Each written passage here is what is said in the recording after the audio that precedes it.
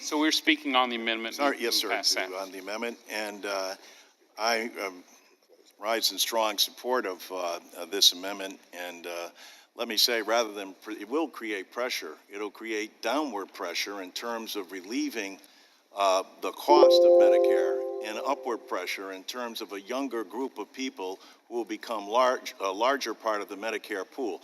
It will be paid for completely by those individuals. I commend Mr. Higgins and Mr. Courtney, who have put this legislation forward.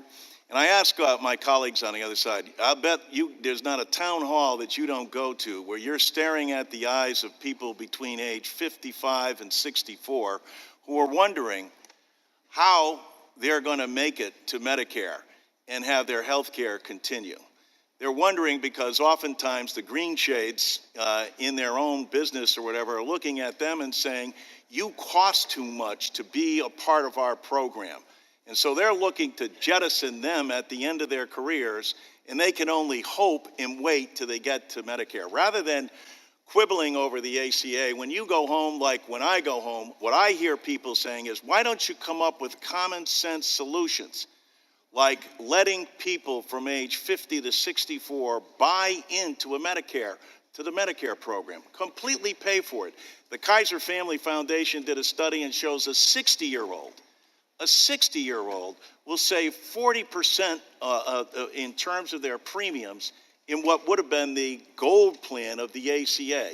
This should be an area where Democrats and Republicans can work together, where there are both a private and public sector solutions, where we can sit down and reason what is in the best interest of the American people. It is completely paid for by premiums that people will do. And this would have great benefits for people both in small businesses and people in an age group where they're often the first ones that are jettisoned. What Mr. Higgins' amendment does is merely call for a study so that if there are concerns that are raised here about upward or downward pressure or how that would work out, you would have all the data and information. What an incredible thing. Congress actually working on a solution where we're examining the data, looking at the information, and trying to ease the burden for both employers and employees as they face retirement and also face being jettisoned